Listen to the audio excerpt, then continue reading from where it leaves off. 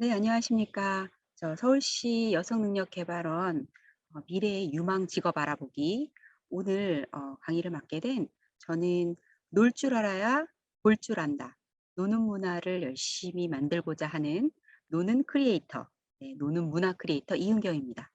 오늘 저희는 메타버스로 내가 만든 물건 사고 팔기 이 내용을 가지고 한번 이야기를 해볼까 합니다. 자, 다들 준비되셨나요? 함께 같이 놀러 가보시죠. 오늘의 강의는 다음과 같은 내용으로 진행됩니다. 메타버스의 이해, 다양한 메타버스의 종류, 메타버스가 어떠한 크리에이터의 직업을 가지게 한다는 거지, 그리고 제페토로 아바타를 꾸미고 의상을 만들어서 이걸 어떻게 물건을 사고 파는 걸까? 이 이야기를 하고자 합니다. 한번 가보시죠. 메타버스의 뜻에 대해서는 여러분 많이 들어보셨을 거예요. 어, 작년부터 해서 구글의 검색어에 가장 많이 써진 단어가 메타버스라고 합니다. 이 단어가 메타라고 하는 초월과 유니버스라는 현실 세계가 만난, 즉 가상현실과 현실 세계가 만나는 단어, 어떤 공간을 말한다라고 이해는 하고 있으실 텐데요. 놀라운 건 이 메타버스가 우리 인간의 상상력이었던 소설에서 시작했던 단어입니다. 1992년 미국의 SF 작가 닐 스티븐슨이 소설 스노우 크래쉬를 언급하면서 여기에 처음 이 단어를 썼습니다. 이 단어는 메타버스가 바로 아바타를 통해서만 들어갈 수 있는 가상세계야라고 설정을 했던 거죠. 이게 2003년에 린드랩이 출시한 3차원의 가상현실 기반의 세컨드 라이프라고 하는 게임이 인기를 끌면서 여기에서 메타버스라는 단어가 조금 더 널리 알려지게 되었습니다. 최근 들어 메타버스가 이렇게 언급된 가장 획기적인 이유는 무엇보다도 우리의 5G 상용화와 그리고 코로나19 팬데믹 상황이라고 볼 수 있는데요. 5G 상용화가 말했던 바는 VR, AR, MR 이 모든 기술이 구현될 수 있는 플랫폼이 열릴 수 있는 그러한 기술 구현이 가능하게 되었다라는 말이고요. 더불어서 코로나19로 우리가 어쩔 수 없이 비대면화가 활발하게 되면서 메타버스는 더더욱 우리들의 삶에 쑥 들어오게 된 거죠. 여기에서 그렇다면 우리의 다음 세대는 무엇을 얘기하는지 한번 볼까요? 우리가 세대 격차를 얘기하고 할 때 MZ 세대를 얘기합니다. 첫 번째 밀레니얼 세대라고 얘기하는데 이 세대는 정확하게 명칭을 이해해 보자면 1980년에서 2000년생 출신의 10대 후반과 30대 후반의 연령층을 말하고요. 전 세계 25억 명이 규모가 있으면서 전체 소비 시장의 30% 정도를 차지합니다. 연간 지출액도 상당하죠, 사실. 그런데 더불어서 이 다음 세대가 더 재밌는 게 밀레니엄 세대 다음으로 1990년대 중반부터 2000년대 출생한 세대입니다. 이들은 어려서부터 인터넷을 자연스럽게 접한 세대입니다. 스마트폰, 태블릿 PC 이거를 다 자연스럽게 접했고요. 이들을 가리켜서 디지털 네이티브라고 하죠. 결국 MZ 세대가 우리한테 무엇을 얘기하냐면 메타버스의 비긴스, 시작을 말합니다. 메타버스는 결국은 게임을 넘어 경제로 가고 있고 확대되는 메타버스로 점점 기기가 늘어나고 있고 디지털 휴먼이 성장하고 있으며 그리고 다양한 IP와 협력하는 메타버스 더불어 NFT와 결합하는 메타버스가 함께 엮여서 새로운 미래를 열고 있다라고 사람들이 말을 하고 있는 거죠. 결국 우리가 말하는 메타버스는 문화, 경제, 사회 이 모든 것의 가치를 새롭게 창출하고 있습니다. 그래서 지금 저희는 로블록스나 제페토 스튜디오라는 것들을 우리도 들어가 볼 수 있는 곳임을 알게 되고요. 메타버스의 업무 플랫폼은 또 다양해져서 여러분들도 게더타운이라는 얘기를 들어봤을 거고 팀플로, 호핀, 로블록스, 페이스북 여러 기타 등등의 지금은 화상회의를 할 수 있는 그 플랫폼이 굉장히 다채로워진 것을 알 수 있습니다. 여러분이 이 영화를 분명히 접해 보셨거나 아니면 이 강의를 듣고는 한 번은 보실 거라고 생각을 하는데요. 스티브 스필버그 감독이 저희가 생각했을 때 18년도에 만들었던 영화일 거예요. 레디 플레이어 원이라는 영화를 만들었을 때 그때만 해도 스필버그 감독이 너무나 오랜만에 만든 작품이 왜 이런 가상 공간일까? 그런데 어떻게 만들었을까 해서 굉장히 선풍적인 인기를 끌었습니다. 충분히. 그런데 최근에 들어서 이 영화를 다시 본다면 여기에 갖고 있는 메시지가 굉장히 많습니다. 구현하고 있는 바가 지금 현실에서 굉장히 기술적인 접목이 되게 많이 되고 있는 분야이기도 하고 더불어서 여기에서 말하는 메시지, 결국은 우리가 아무리 기술 구현이 화려하게 될지라도, 급속하게 될지라도 실질적으로 따뜻한 밥을 먹을 수 있는 공간은 현실 세계뿐이야 라는 메시지도 담고 있는 굉장히 좋은 영화이고요. 그리고 메타버스의 세계를 이해하는 데 있어서 아주 기초적인 영화라고 할 수 있습니다. 우리는 이렇게 해서 바라볼 수 있는 새로운 세상을 한번 이야기하지 않을 수 없는데요. 우선 가상현실이라고 합니다. VR에 대해서 한번 이야기를 드려보면 기초적인 원리는 양한 시차의 원리라고 합니다. 우리의 두 눈은 물체를 바라보는 각도가 다르고 여기에서 인지하는 능력이 서로 달라지는데 VR 영상은 이 두 눈의 시차를 이용해서 두 눈이 주는 각각의 영상 정보를 우리가 마치 실제로 보듯이 입체감을 주게끔 작동하게 하는 그 원리를 가지고 있습니다. 결국은 가상현실은 컴퓨터 같은 것을 사용해서 인공적인 기술로 만들어낸 실제하고 되게 유사하지만 실제가 아닌 어떤 특정한 환경이나 상황을 구현하는 기술이죠. 결과적으로 우리의 뇌를 속이고 있는 거고요. 그렇지만 우리는 충분히 이게 현실처럼 인지하게 되고 그 상황에 따라 반응하게 되고 있습니다. 이 원리를 아래의 도표에서 한번 보시면 좋겠습니다.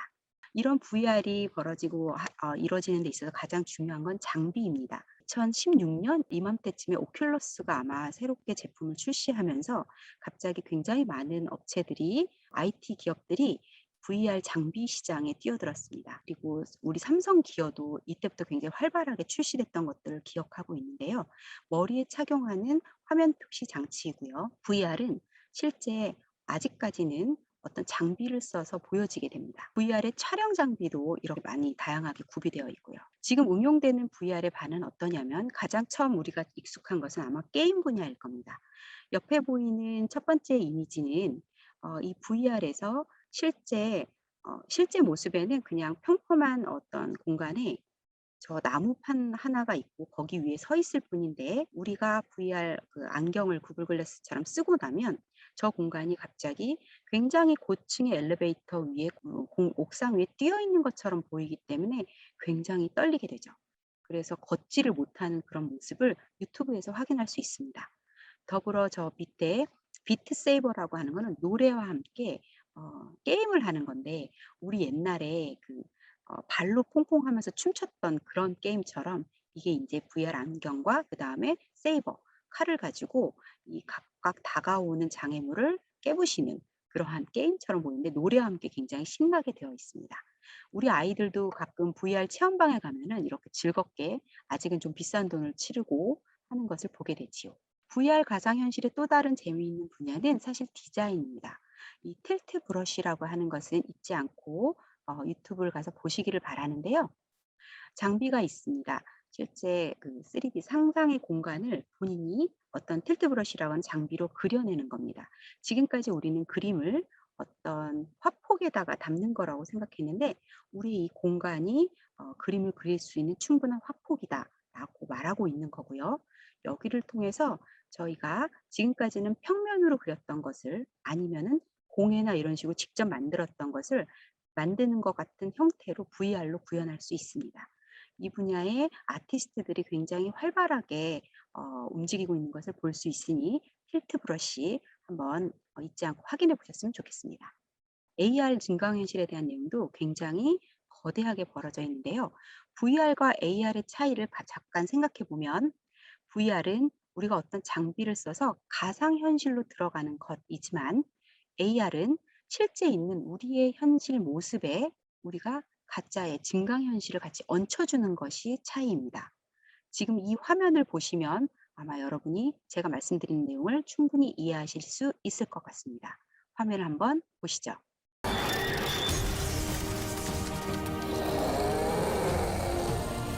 자, 영상 다 보셨나요? 굉장히 우리 실제 있을 것 같은 드래곤이 정말 우리 세상에 올 것 같은 그런 모습이죠. 이런 구현을 위해서 굉장히 거대 기업들이 되게 투자를 많이 하고 있습니다. 그중에 하나는 페이스북이라고 할 수 있어요.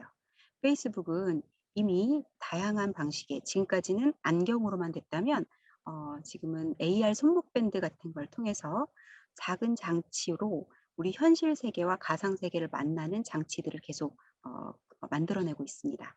가상 물체 제어하거나 가상 키보드를 입력하거나 가상 상황을 제어할 수 있는 이런 밴드들이 생기고 있는 거죠.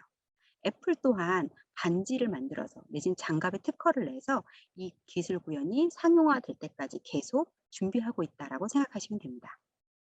요즘 다들 이야기하고 있는 것 중에 음 최근에 연예인 누군가가 굉장히 선풍적인 인기를 끌었는데 작은 스캔들이 하나 나오니까 거기에 따른 광고주에 되게 큰 상처를 받는 그런 일들이 좀 종종 생기게 됐습니다. 이럴 때 사람들이 말하는 건 이럴 때 차라리 "디지털 휴먼이 필요한 거 아니야?" 라고 얘기를 하죠. "디지털 휴먼은 어찌 보면 사람이 아니잖아."라고 말하고 싶은 존재인데 너무나도 지금은 사람처럼 묘사되고 있습니다. 아예 가상 가수도 나오고 있고요. 그리고 인플루언서로서는 이제 팔로워를 굉장히 많이 가지고 보유하고 있는 이마 이런 모델도 있고요. 그리고 게임 캐릭터가 이제 저희 일상생활에 되게 밀접하게 들어오기도 했죠. 디지털 휴먼이 우리한테 말하는 건 협박일까요? 아니면 미래의 발전일까요? 더불어서 이러한 이들이 갖고 있는 가상 인플루언스들이 있습니다. 디지털 휴먼 기술로 제작된 가상 인플루언서가 자꾸 증가하면서 이들의 인지수에 따라서 실제 기업의 홍보와 모델, 그리고 가상 가수, 배우 등으로 되게 엄청난 수익을 창출하고 있다라는 사실입니다. 활동에 사실 시공간적인 제약이 없기 때문에 기업 홍보나 이런 데 있어서 이미지로 최적화되어 있다. 아까 말했던 연예인 스캔들은 나지 않지 않겠냐라는 소리도 하고 있죠. 어찌 보면 씁쓸한 현실이기도 합니다. 이러한 메타버스, 즉 가상현실의 플랫폼과 실제의 기업이 어떻게 제휴하고 협력하고 있는지에 대한 사례를 쭉 나열해 봤는데요. 지금 내용에서 보시다시피 구찌, 루이비통, 나이키, YG JYP, 디즈니, LG전자, 다이아TV, 순천향, 한국관광공사, 우리가 누구나 다 알 법한 그런 기업들이 이미 메타버스 플랫폼을 구현해서 어떤 IP 사업자와의 제휴와 협력을 가지고 있습니다. 각각의 사례에서 재미있는 분야가 많으니 한번 가보셔도 사이트를 찾아보셔도 좋겠습니다. 최근에 이 브랜드는 월드 IT 쇼 같은 쇼에서 굉장히 SK가 주력해서 내보냈던 제품입니다. 메타버스 플랫폼이고 이 브랜드를 활발하게 만듦으로써 SK도 통신사도 메타버스 시장에 제대로 진출하겠다라는 의지를 보였죠. 이때도 되게 재미있는 구현할 수 있는 바가 많이 있습니다. 마찬가지로 게더타운도 많은 우리 실생활에 들어와 있는 거를 보게 되는데요. 게더타운은 이미지가 아바타 이미지가 예쁘지 않지만 화상회의나 이런 걸 통해서 편안하게 이야기할 수 있다는 장점이 있어서 비대면화된 어떤 회의 플랫폼으로도 잘 이용되고 있습니다. 로블록스는 실제 많은 이들이 게임으로 이해하고도 있지만 이런 게임과 더불어서 사람들이 모이게 하는 어떤 이벤트를 만들 수 있는 공간이기도 합니다. 제페토는 여기 지금 보시는 오징어 게임처럼 이제는 새로운 아이템이 나오면 바로 제페토에 새로운 월드가 열린다고 생각하시면 됩니다. 그렇게 아주 신속하게 움직이고 있다. 이 시장이 굉장히 거대하게 움직이고 있다라고 이해하시면 좋겠습니다. 이러한 메타버스의 세상이 우리한테 얼마나 밀접하게 그리고 어떤 질문을 주는지 방송에서도 뉴스 앵커가 이야기하고 있는데 함께 같이 보시겠습니다. 현실에서 할 법한 것들을 가상 공간에서 할 수 있게 하는 플랫폼입니다. 코로나19가 불러온 메타버스는 가상과 현실의 경계를 무너뜨리고 있는데요. 이렇게 현실 속에 있는 장소를 온라인에 그대로 재현하면서 몰입감을 더하기도 합니다. 이 방송에서도 얘기하고 있지만 실제 메타버스에서 상거래가 많이 발생해서 개인이 올리는 소득에 대해서 어떻게 집계할지 이런 거에 대한 의문도 날 정도로 굉장히 활발하게 시장이 펼쳐져 있는 것을 우리는 알 수 있습니다. 이러한 모든 시장의 그 기반에는 사실 메타버스가 가장 효과적으로 펼쳐질 수 있다라고 보이는 이유 중에 하나인 ESG 경영과 함께 밀접하게 연결되어 있습니다. ESG 경영에 대해서 설명을 한번 드리자면 ESG, 즉 Environmental, Social Governance, 환경과 사회와 지배 구조를 이야기하죠. 우리 인간들이 이제는 환경을 생각하고 사회적 문제 해결에 동참하겠다. 그렇게 하는 투명하게 경영하는 기업에만 투자하겠다. 이런 경영에 뛰어드는 기업들이 굉장히 많이 늘고 있고요. 굉장히 유명한 자산 업체인 레리 핑크가 이렇게 말했다고 합니다. 매출액의 25% 이상을 석탄 발전을 통해 얻는 기업에 대한 채권과 주식은 이미 팔아버리겠다. 즉 투자하지 않겠다라는 의지를 보일 정도로 이제는 전 세계적으로 개개인의 이득이 아니라 개별이 아니라 전체적인 지구 환경과 연결된 사회적 문제에 동참하지 않으면 기업으로 더 이상 발전할 수 없다라고 말하고 있는 기업들이 아주 많이 늘고 있습니다. 이를 가리켜 즉 유엔이 말하는 Sustainable Development Goal이라고 해서 세상을 변화하는 17가지 목표와 연결되어 있죠. 이 17가지 목표에는 빈곤 퇴치를 시작으로 해서 우리의 환경 이슈, 해양 생태계, 더불어서 우리가 건강하게 살 수 있는 좋은 일자리, 그리고 뭐 불평등 해소 문제 등등 다양하게 우리 인간이 우리 지구상에서 어떻게 함께 지속 가능하게 발전할 수 있을지에 대한 목표를 함께 나누어야 한다. 이제 전 지구적인 이슈가 나의 이슈다라고 말하고 있는 그러한 목표입니다. 이게 메타버스와 어떻게 연결된다는 것일까요? 우리가 앞으로 미래를 살아가는 데 있어서 이야기하는 7가지 기술이 있는데 이 중에 가장 한동안 핫했던 게 AI죠. 우리 알파고 이후에 모든 사람들이 AI에 대해서 굉장히 많이 언급을 했고요. 그리고 빅데이터, 블록체인, VR, AR, 그다음에 메타버스, 클라우드 컴퓨팅, IoT, 로봇공학 이런 단어가 이제는 저희한테 점점 생활에 밀접해지면서 어떤 이슈화된 언어로 나오지 않고 있습니다. 이러한 7가지 기술이 결과적으로 지향하는 바는 무엇이냐면 우리의 메타버스와 현실 세계를 만나는 이 가상 공간, 그리고 디지털 자산, 공간 컴퓨팅 이 모든 게 어찌 보면은 환경을 아끼고 그리고 우리 지구가 어떻게 우리의 사회적인 문제들을 함께 합해가면서 만들 수 있느냐. 아까 이야기한 유엔의 지속 가능한 목표로 연결되어 있다라는 점입니다. 결국은 이런 기술 구현의 공간이 점점 가상 세계로 갈수록 저희 인간들이 현실에서 멀어지는 것이 아니라 현실 세계에서 해결할 수 없는 문제들을 가상 현실 속에서 해결하는 방식으로 양적인 방향으로 끌고 나가야 될 주체성의 의무를 저희가 가지고 있지 않나라고 생각해 봅니다. 그리하여 저희는 이 메타버스 크리에이터의 생태계를 한번 열어보게 되는데요. 메타버스 크리에이터의 생태계에는 컨텐츠 시장, 플랫폼 시장, 스토어, 자산, 베이스 이러한 생태계로 이루어져 있습니다. 생태계라 함은 어떤 메타버스라는 이 공간이 지구상에 현존하는 어떤 공간으로서 살아있는 곳으로 이해할 때 쓸 수 있는 단어이잖아요. 즉 콘텐츠가 있어야 하고 여기를 열 수 있는 플랫폼이 있어야 되는데 이게 사고 팔 수 있는 어떤 시장이 있어야겠죠. 마켓플레이스. 더불어 이런 시장이 이루어지려면 돈이 오고 가야 되는데 그럼 이러한 자산은 어떻게 사고 팔 것이냐라는 마켓플레이스가 생길 것이고요. 제품들을 구축하기 위해서 가장 기본 베이스를 깔 수 있는 엔진은 베이스 시장에 들어가는 거죠. 이러한 모든 시장이 열렸을 때 이것이 바로 어찌 보면 나의 직업 아니면 우리 자녀의 직업 이 모든 게 연결되어 있다는 것을 알 수 있습니다. 예를 들어 이 NFT에 대해서 아시는 분이 계신가 모르겠습니다. NFT라 하면 Non-Fungible Token이라고 하고요. 토큰이 들어갔다는 소리는 뭔가 자산 형태이겠죠. 대체 불가능한 토큰이라고 하고 희소성을 갖는 디지털 자산이 소유권을 가져서 매매가 가능하다라는 말입니다. 예를 들어 그러니까 이렇게 지금까지 생각했던 제가 크리에이터, 창작자가 갖고 있는 것과 중개자와 구매자가 서로 한정적으로 발행해서 소유권의 증명을 하게 되고요.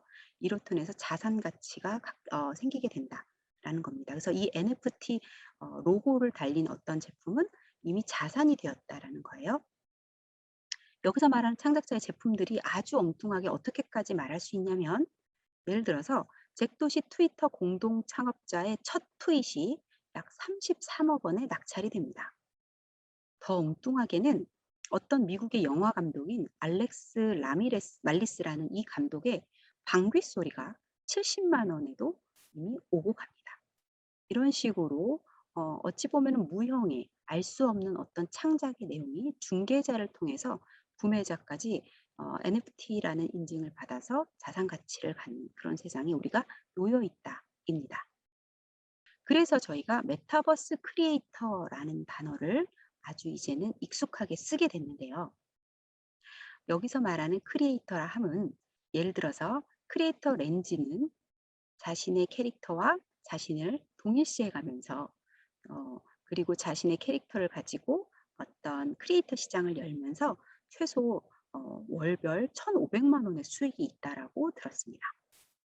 아바타가 입는 옷, 신발, 공간, 그리고 공방에서 물건 제작하듯이 패턴하고 색상을 클릭해서 디자인하고 또 설계와 시공을 해서 아바타 친구들하고 게임과 드라마를 만든 이 모든 것, 지금까지 없었던 창작의 세계를 만듦으로써 이미 메타버스 크리에이터들은 자신의 수익을 창출하는 어떤 직업 세계를 열고 있는 거죠.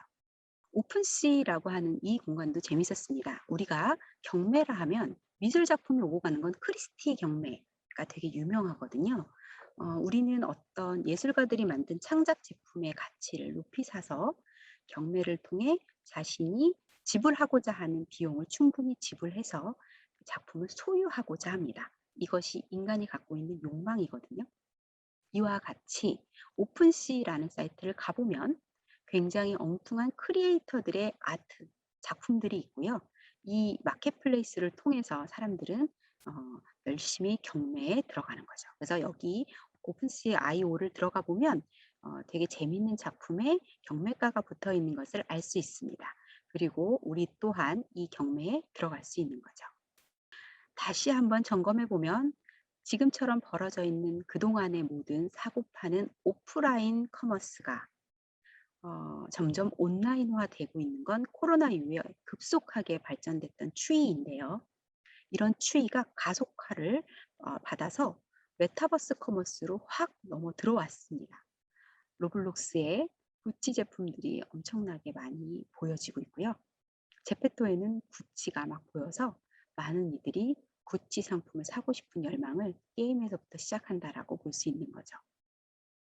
저희가 아주 예전에 굉장히 유명한 백화점을 가서 직접 보고 사는 물건들을 점점 메타버스 세계에서 사고 팔 수 있게 된다면 지금은 옛날 말 같으면 그럴 리가 있어? 물건은 내가 직접 보고 사야지 라고 생각했던 과거 생각과는 달리 저희는 코로나 이후에 온라인 커머스가 굉장히 익숙해졌기 때문에 그거의 가능성을 봤을 때 메타버스의 커머스가 점점 시장이 커질 수 있을 거라는 가능성은 아주 농후합니다. 또한 메타버스는 무엇보다도 엔터테인먼트 산업과 맞물렸을 때 아주 큰 시너지를 보입니다. 기존의 팬덤 기반의 소비자가 이미 확보되어 있고 여기에서 실물하고 또 다른 재미, 와우 이펙트를 줄 수 있는 가치를 제공하며 더불어서 몰입과 인터랙티브한 경험을 통해서 어쩔 수 없이 이런 소비자층은 크게 매몰되게 됩니다. 이 몰입 현상을 가장 크게 사람들한테 알린 게 트래비스 스캇의 첫 콘서트 하나를 포트나인이라는 게임에서 벌렸을 때입니다. 이 현상이 굉장히 많은 팬덤층을 가진 트래비스의 팬들이 게임 캐릭터로 들어가서 포트나인 게임에서 같이 콘서트를 즐기고 떼창을 부르는 현상들이 있었던 거죠. 포트나이트는 사실은 25% 정도를 많은 층들이 아주 엄청 많은 시간을 보내는 그런 게임이라고 합니다. 미국의 10대가 10대의 40%가 이 포트나이트 접속의 비중이 높아져 있고요. 그리고 전체 유저가 4억 명이라고 합니다. 어마무쌍하죠. 유저의 1개월 동안의 플레이 시간이 32억 시간이라고 하는데 여기에 어떤 유명한 콘서트가 얹혀졌을 때 효과는 다른 어떤 홍보 툴보다 크겠죠. 로블록스 또한 마찬가지입니다. 하루 평균 사용 유저 수가 3억 3천 명 정도가 되고요. 놀랍게도 이 로블록스의 게임을 만들어내는 크리에이터들한테 정산한 금액이 5천억 원이라고 합니다. 유저가 사용하는 플레이 국가가 180개국이니 이 플랫폼을 가지고 충분히 이런 크리에이터들은 자신의 게임 세계를 펼쳐내는 거죠. 마찬가지로 페이스북도 메타버스 세계에 집중하지 않을 수 없는 게 메타버스에 들어오는, 즉 페이스북에 들어오는 하루 이용자가 18억 4천만 명입니다. 지구상의 가장 큰 커뮤니티가 과연 중국이나 이런 땅덩어리를 말하는 것일지 아니면 페이스북이 차지하고 있는 이런 점유율일지 한번 생각해 봄직하죠. 이러한 플랫폼 시장에서 다양한 활동들이 벌어지고 있는 예시입니다. 메타버스 소셜 공간에서 BTS 공연이 벌어졌었고요. 또 저도 또한 이런 가상 회의를 한번 진행해 본 적이 있고요. 동물의 숲을 활용해서 이 미국 대통령은 아주 유명한 선거 홍보를 하기도 했습니다. 로블록스의 게임 아바타를 나타내서 게임 소개를 한 것도 마찬가지이고요. 이럴 때 나타나는 아주 중요한 캐릭터, 즉 부캐라고 합니다. 본래 게임에서 사용했던 용어인데 이 온라인 게임에서 이 계정이나 캐릭터 외에 자기 자신을 만들었던 캐릭터죠. 일상생활에서는 사실은 어찌 보면 유재석이 유르페우스 아니면 뭐 다양한 자기의 또 유산슬 뭐 이러한 자기의 부캐를 만들면서 많은 이들이 "너도 부캐 있니?" 라는 말을 작년부터 많이 했던 게 기억이 납니다. 부캐의 가장 큰 장점은 평소의 나의 모습이 아닌 새로운 모습, 캐릭터로 활동할 수 있는 그 생각과 활동의 폭을 준다라는 그런 장점이 있습니다. 여러분들도 이 부캐를 가지고 계신가요? 이렇게 아바타와 세상과 제페토가 열리는 세상에 대해서 이제는 한번 실질로 한번 들어가 보도록 하겠습니다. 우리는 네이버가 만들어낸 제페토 세상을 들어가 보겠습니다. 제페토, 네이버 Z가 운영하는 증강현실의 아바타 서비스입니다. 국내의 대표적인 메타버스 플랫폼이고요. 시작한 거는 사실은 오래되지 않았어요. 2018년 8월에 출시돼서 얼굴 인식, 증강현실, 그리고 3D 기술 등을 이용해서 3D 아바타를 만들어 다른 이들하고 소통, 가상현실의 게임을 경험하는 이런 서비스를 제공하겠다. 이게 네이버 Z가 이야기했던 간단한 사업 설명이었습니다. 제페토는 지금 AR 컨텐츠, 게임, SNS 기능을 모두 담고 있고 특히 10대 층의 아주 젊은 층을 중심으로 인기를 끌고 있어서 2021년 현재 2억 명 정도의 이용자를 보유하고 있습니다. 어마무쌍하죠.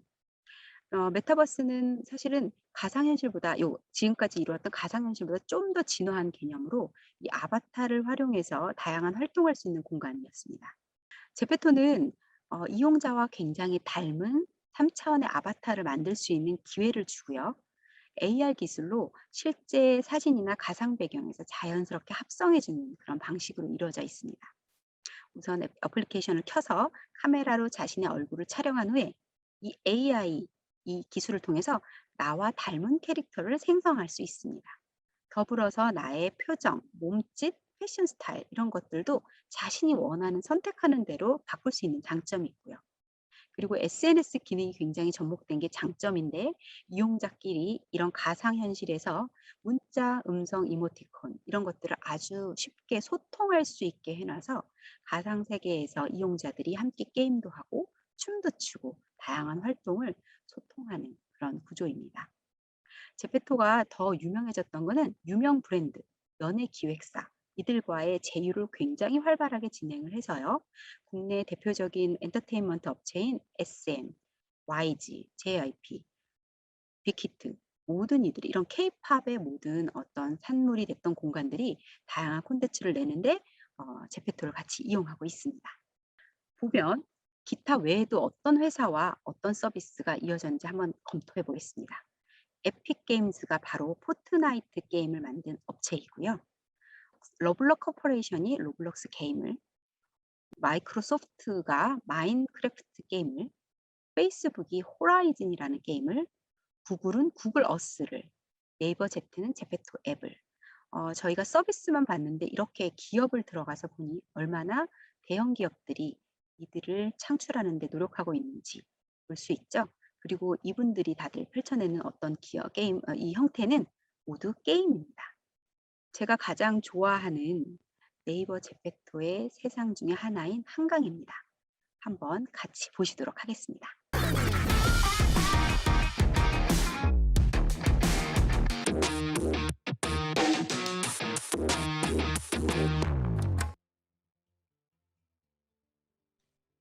지금 보신 것처럼 제페토는 이렇게 CU나 기업과의 제휴를 통해서 제페토가 가지고 있는 세상, 여기는 한강이라는 곳이었는데 그곳에 이러한 CU라는 브랜드를 얹혀서 그곳에 아주 활발한 그런 홍보 마케팅을 할 수 있는 장을 펼쳐내고 있습니다.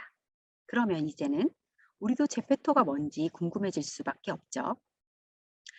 스마트폰으로 제페토를 검색해서 우선 설치하기를 클릭하면 이렇게 우리 자신에 대한 개인정보를 동의하게 됩니다. 지금부터 저와 함께 제페토를 들어가 보십니다. 이혼 약관을 다 동의하고 나면 캐릭터를 선택할 수 있습니다.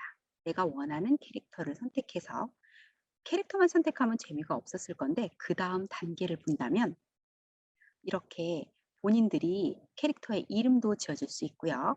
그리고 매일같이 들어가서 점수를 확보해서 내가 원하는 의상을 골라볼 수 있게끔 구매할 수 있게끔 하는 시장이 열려져 있습니다. 이 캐릭터의 첫 번째 요 이미지를 눌러서 보면은 본인의 얼굴 이미지도 바꿀 수 있고요. 그리고 안경부터 뭐 액세서리, 머리 스타일, 그다음에 얼굴의 모형, 기타 등등 아주 세세하게 자기 자신을 표현하는데 자기의 부캐, 아바타를 만들어내는데 굉장히 재미있게 만들어 놓은 것을 경험할 수 있습니다. 이렇게 해서 자기 자신하고 좀 남다른 나의 부캐를 만들었을 때 카메라 기능을 가면 이 카메라 기능을 통해서 우리 AR 기술로 자신의 아바타를 현실의 세상에다 꺼내서 볼 수도 있게 이런 AR 기술을 얹혀놔서 여기서부터 와우하지 않을 수 없습니다. 또한 카메라 기능에서 내가 실제로 내 카메라에다 이 나의 부캐를 가져오면 안면 인식 기술을 활용해서 저와 똑같이 표정을 따라하는 것도 경험할 수 있습니다. 지금 보시는 두 가지의 제페토의 월드에는 어찌 보면 아주 즐겁게 소통할 수 있는 그런 공간들을 얘기하는데요. 초연결 형태의 유저의 소통 가능한 공간으로 다양한 가상 공간을 체험할 수 있게 하고 있습니다. 즉 브랜드와 소비자의 접점으로 활용되고 있는 그 공간이죠. 여러분들이 제페토를 설치해서 나의 아바타를 꾸미고 난 뒤에 바로 경험할 공간이 바로 이 월드입니다. 자, 아이디를 만들고 비밀번호 설정, 성별, 캐릭터를 하고 나서 캐릭터 중에 자기와 비슷한 캐릭터를 선택하고 셀카를 찍어서 나의 앨범, 사진도 만들고 체형도 선택하고 이렇게 해서 자신들이 구성할 수 있습니다. 아까 말씀드린 대로 헤어, 모자, 그다음에 눈썹, 기타 다양한 것들을 꾸밀 수 있는데 여기서 잼이라고 하는 보석이 나오는데 이것은 사실 100원 정도가 되는 금액이 충전돼야 되고요. 코인은 기본적으로 어느 정도의 코인을 처음부터 제공을 하고 이 코인들은 사실 본인들이 여기를 제페토를 많이 활용할수록 쌓을 수 있는 점수라고 볼 수 있습니다. 점점 자신과 좀 더 비슷하게 만들기 위해서 우리는 미세 조정을 하게 되죠. 심지어 눈의 종류, 뭐 코의 종류, 입술의 종류 이런 거를 찾아볼수록 이 기술 구현에 놀라지 않을 수 없습니다. 어, 나도 좋아하지만 사실 자녀하고 같이 해도 아이들도 굉장히 즐겨하는 것을 볼 수 있고요. 젊은 층들은 이렇게 자신과 굉장히 똑같은 캐릭터를 만들거나 아니면 본인이 평소 하고 싶었던 나를 만드는데 아주 많은 시간을 보냅니다. 이러한 다양한 아이템들과 이런 공간을 다 하고 나서 이런 시간들을 많이 사용할수록 데일리 보너스를 받습니다. 매일 출석 체크하면 코인을 줍니다. 이런 식으로 저희가 점점 이 제페토 세상에 계속 방문하게 되는 계기를 이렇게 얻게 되는 거죠. 더불어서 퀘스트라고 해서 나의 어떤 요청 숙제를 끝내고 나면 거기에서 코인과 잼을 모을 수 있습니다. 그래서 초반에 점수를 많이 높게 하기 위해서 굉장히 많은 시간을 쏟기도 합니다. 그래도 본인이 원하는 옷과 아니면 본인이 원하는 스타일 이런 것들을 마음껏 구매하기 위해서 실제 유료 비용을 쓰는 것보다는 퀘스트를 통해서 보상받아서 코인과 잼을 모으는 게 훨씬 유리하다는 생각하에 열심히 하게 되죠. 그렇게 하면서 사실은 이 제페토의 세상을 좀 더 이해하게 되는 그런 장점도 있습니다. 제페토의 아바타 커스터마이징은 아까 말씀드린 것처럼 굉장히 섬세합니다. 어, 이 커스텀화된 것들을 통해서 심지어 자신이 좀 더 가날은 아주 얇은 얼굴을 갖고 싶으면 얘를 지울 수 있는 기능도 갖고 있고요. 앞모습과 옆모습까지. 아까 제가 이프렌드나 아니면 게더타운 같은 또 다른 메타버스 플랫폼을 소개해 줬는데 그런 어떤 것보다도 제페토는 이렇게 자신의 부캐, 아바타를 만드는 데 되게 많은 섬세한 열을 기울일 수 있게 심혈을 기울일 수 있는 폼을 만들어 놨고요. 그렇게 열심히 만들었기 때문에 사람들은 자신의 아바타에 애착을 가지고 이 제페토 세상을 더 좋아하게 되는 그런 상당히 마케팅적인 장점을 여기에 보유하고 있습니다. 이렇게 얼굴과 이런 옆모습 이런 것들을 커스터마이징하는 그런 모습을 제가 한번 담아 봤고요. 이렇게 해서 제페토 월드에 들어가게 되면 여기 세상을 이해하고 움직이는 데도 처음에는 굉장히 많은 시간이 걸리는데 옆에 있는 동그란 포맷은 조그 셔틀처럼 우리를 움직이게 하고요. 또 이 바로 오른쪽 아래쪽에는 점프할 수 있는 기능이 있고 그리고 카메라 기능들이 있어서 이 카메라로 셀카를 찍거나 아니면 단체하고 그룹의 사진을 찍게 하는 이러한 다양한 기능들도 가지고 있어요.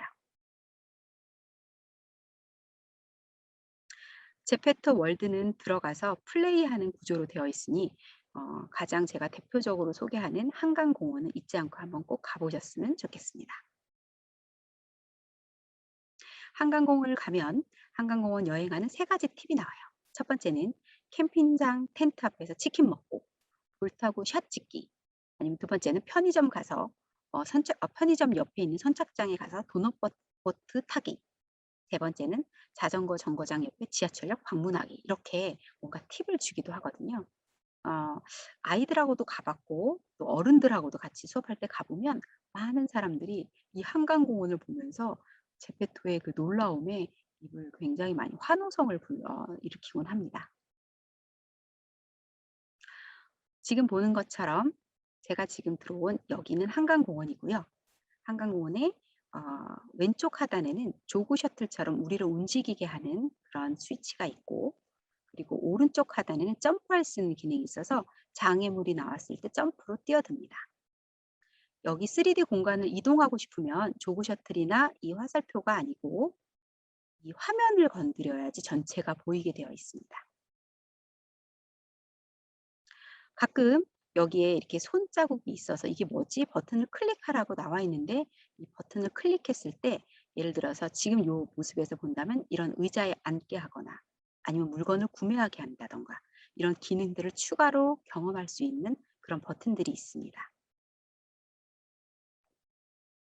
어, 다양한 월드가 있는데 토이스토리라고 하는 우리가 아주 좋아했던 애니메이션이 얹혀져 있는 이러한 제페트 월드가 있고요. 스키 점프라고 해서 진짜 스키를 타고 한번 점핑할 수 있는 그러한 월드가 있습니다. 점프 마스터는 저는 계속 실패하고 있는 잘 못하는 게임이긴 한데요. 계속 점프를 통해서 위로 올라가야 되는데 자꾸 떨어져서 괴로운 그러한 월드도 있습니다. 제페토 월드에서 노는 방법을 본다면 친구들을 초대해서 같이 방 인원이 한정돼 있으니까 그 안에 방을 만들어서 같이 놀기도 합니다. 이야기를 나눌 수도 있고 자신들이 초대한 친구들하고 같이 어떤 미션, 행동 같은 걸 같이 하고 이걸 카메라로 찍는다던가 그렇게 해가지고 같이 즐겁게 하니까 와서 한 5-6명이 한 팀을 이루어서 같이 노는 것도 굉장히 즐거운 경험이 됩니다. 이 월드에 제스처를 퀵슬롯에 저장을 해서 다 같이 따라하는 기능도 있고요. 역할놀이로 사진 촬영, 포즈 이런 것들을 같이 해서 올려서 같이 공유하는 그걸 가지고 굉장히 많이 사후에 보면서 재밌어서 웃게 되는 그러한 놀이가 있습니다. 제가 처음에도 말씀드렸지만 놀 줄 알아야 볼 줄 안다고 이걸 놀기 시작하면 이제 보이기 시작하는 거죠. 제페토에는 이렇게 월드에서 노는 것만 갖고 있는 게 아니라 가장 핵심이 여기서부터 나오는데 바로 만들기. 우리 인간이 갖고 있는 크리에이터의 본능을 건들고 있습니다. 우리 인간은 자기 자신이 무엇인가 남들하고 다른 무엇을 만들었을 때 그거를 보여줬을 때 굉장히 흡족해하고 즐거워하는 그러한 욕구를 가지고 있는데요. 그 기능을 바로 제페토에서 또다시 펼쳐낼 수 있습니다. 예를 들어 만들기 버튼을 들어간다면 포토부스를 통해서 자신만의 포즈를 자랑한다던가 앨범을 보여줘서 자신들의 커뮤니티를 구성한다던가 카메라 기능을 통해서 다양한 자세를 만들어 본다던가 이런 기능을 가지고 있습니다. 더불어서 제가 되게 놀랐던 이 툰이라는 기능이 재미있는데 네이버는 웹툰으로도 굉장히 컸던 시장을 갖고 있잖아요. 제페토 세상에도 툰을 열어서 자신의 캐릭터와 친구들의 캐릭터가 함께 들어오게 한 후에 이를 가지고 매일같이 자신들이 말하고 싶은 이야기를 웹툰을 올리듯 연재하듯 이야기를 만들 수 있습니다. 이걸 통해서 함께 있는 커뮤니티들하고 더 친해지는 소통의 이야기 주제를 주기도 하고요. 자, 이제 점점 우리 제페토 스튜디오에서 어떤 것들을 만들 수 있는지 이것을 이야기하려고 합니다. 저희의 목적에 지금 점점 가까워지고 있는 거고요. 제페토 스튜디오라고 네이버에서 검색한 후에 열어보면 여기에 제페토 스튜디오에서 나만의 아이템을 만들어 보세요 라고 해서 클릭하면 나오는 사이트가 나옵니다. 이것이 무엇일까 해서 들어가 보면 우선 제페토의 계정을 입력하라고 나오죠. 핵심은 나의 핸드폰에서 열려져 있는 제페토 아바타와 그리고 제페토 스튜디오, 컴퓨터 PC 베이스의 제페토 스튜디오를 연결하는 겁니다. 결국은 연동되게 같이 활동할 수 있는 그 공간을 만들기 위한 그 과정이라고 볼 수 있고요. 스캔을 통해서 제페토 계정을 입력하면 바로 연결되게 되어 있습니다. 제페토의 어카운트를 열어서 이렇게 스캔하기를, 그러니까 스마트폰의 제페토 앱에서 프로필을 열고 스캔하기를 클릭하면 바로 연결이 되고요. 그럼과 동시에 제페토 스튜디오, 이 PC에 깔려있는 제페토 스튜디오에서는 아이템을 만들 수 있습니다. 즉 이것이 바로 우리가 말하는 메타버스의 크리에이터의 한 시장이라고 볼 수 있습니다. 아이템 만들기 가이드도 있고 3D 모델러를 위한 가이드도 있으니 이것도 잊지 않고 보시고요. 그럼 어떤 아이템을 만들 수 있다는 소리냐? 바로 우리 아까 열심히 즐겁게 놀았던 우리 내 아바타한테 입힐 옷을 아바타에게 해줄 네일 아트를 미니 크로스백을 이런 것들을 만들 수 있다라는 이야기입니다. 아이템들을 볼 때 우리는 이렇게 위에 상의가 있고 하의도 있고요. 그리고 액세서리 이런 것들이 다 되어 있어요. 그래서 아이템 만들기를 클릭해서 들어간 다음에 이를 편집하고 편집하기 위한 템플릿을 다운받으면 됩니다. 패턴이라는 것들이 중요하잖아요. 우리가 어떤 헝겊의 옷, 어떤 재질의 옷감을 사용할지 그런 패턴을 할 수 있는 그러한 앱이 있어서 말씀을 드리면 이렇게 플레이드 메이커라든지 이비스 페인트라는 게 있어요. 구글에 들어가서 플레이드 메이커를 들어가서 다운을 받으면 그러면 여기에 다양한 이런 내용들이 있구나 라고 알 수 있고요. 지금 여기 표현되어 있는 것처럼 패턴입니다. 다운받아서 브라우즈 플레이드를 열어서 여기다 깔면 내가 원하는 어떤 패턴들을 가지고 제가 재단해 놓은 것에다 얹혀 볼 수 있는 거죠. 지금 보는 것처럼 내가 원하는 사이즈 내지는 어떤 규격 이런 거를 맞춘 다음에 이를 이미지에 저장한 후에 쓰면 됩니다. 이비스 페인트도 비슷해서요. 나의 갤러리를 통해서 이것 또한 핸드폰 앱이라고 볼 수 있는데 갤러리에 내가 좋아하는 패턴들을 다 저장해 놓을 수 있고 이거를 사진을 가져와서 내가 원하는 패턴에다가 얹힌 다음에 나의 재단된 폼에 연결하면 그러면 무엇보다도 아주 쉽게 사실은 근데 굉장히 섬세한 감각이 들어간다라고 보고 있고요. 그렇게 해서 사진 앨범과 연동시키면 그림을 그리고 잘라내고 하면서 다음에 절차를 거쳐서 PNG로 저장을 하게 되면 짜잔 업로드 시켜서 나의 옷에 입힐 수 있는 이런 절차를 가지고 있습니다. 제페토 스튜디오는 결국은 우리가 이야기했던 메타버스 시장에서 우리가 어떠한 소비자의 욕구가 있는지를 찾아내서 그거를 연동하게 하는 플랫폼입니다. 나만의 아이템이라 하면 모든 크리에이터들이 가장 강조하는 거거든요.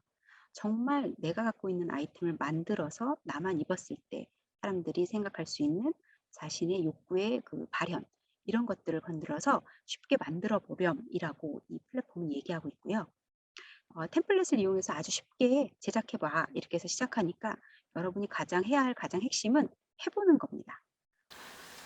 자, 지금까지 굉장히 긴 시간 동안 메타버스가 무엇이고 이게 어떤 세계를 말하고 그리고 어떻게 되어 있더라라는 걸 쭉 둘러봤는데 실제 여러분 우리가 필요한 건 뭘까요? 육아에 지치고 그리고 가끔 나는 뭐지라고 허무할 때 이 지금 이 시점에 이 제페토라는 것이 있는데 내가 짬짬이 시간을 내서 즐겁게 한 번씩 가다 보면 거기서 아이템을 만들어서 올려놓다 보면 이것이 소일거리가 아닌 즐거운 놀이가 되면 그러면 나도 모르게 내 직업이 되더라 라는 것을 제가 지금 이야기하고 있는 거거든요. 저도 집에 아이가 셋이나 있어서 아이 돌봐보느라고 정신이 없는데 가끔 이렇게 제페토 스튜디오에 가서 나의 그 창작력을 한번 발휘하면서 즐겁게 내 걸 만들 때 굉장히 행복하고 그리고 짤그랄짤그랄 이렇게 돈이 들어오는 소리가 들리면서 왠지 될 것 같은 그런 희망에 차 있기도 하고요. 실제로 월별로 돈이 들어오는 즐거움을 맛보기도 합니다. 그렇다면 여러분들도 충분히 할 수 있을 거라고 제가 보거든요. 집에서 육아와 함께 그리고 나의 아이템을 가지고 소화할 수 있는 이 제페토 세계에서 여러분들도 자신 있게 자신들이 원하는 아이템을 만들어 보시기를 아주 적극적으로 추천드립니다. 지금까지 저는 놀 줄 알아야 볼 줄 안다. 바로 노는 문화 크리에이터 이은경이었습니다. 감사합니다.